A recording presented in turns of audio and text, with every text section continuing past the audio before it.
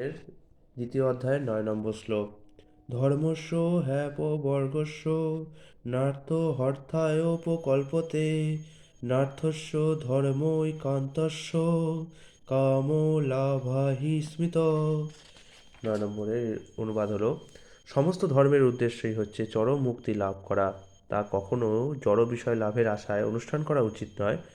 অধিকন্তু তত্ত্বদ্রষ্টা মহর্ষিরা নির্দেশ দিয়ে গেছেন যে যারা পরম ধর্ম অনুষ্ঠানে যুক্ত হয়েছেন তারা যেন কখনোই ইন্দ্রিয় সুখভোগের উদ্দেশ্যে জড়জাগতিক লাভের প্রত্যাশী না হন।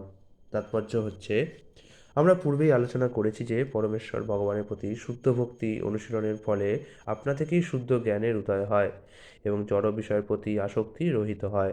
কিন্তু বহু লোক আছে যারা মনে করে যে সমস্ত কার্যকলাপেরই একমাত্র উদ্দেশ্য হচ্ছে জড়জাগতিক বিষয় লাভ।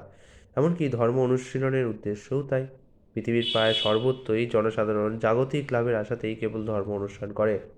এমনকি বৈদিক শাস্ত্রেও সব রকমের ধর্ম আচরণের সঙ্গে জড়জাগতিক লাভের প্রলোভনও জুড়ে দেওয়া হয়েছে এবং অধিকাংশ মানুষই ধর্ম আচরণের মাধ্যমে এই সমস্ত লাভের প্রতি অথবা প্রলোভনগুলির প্রতি আসক্ত।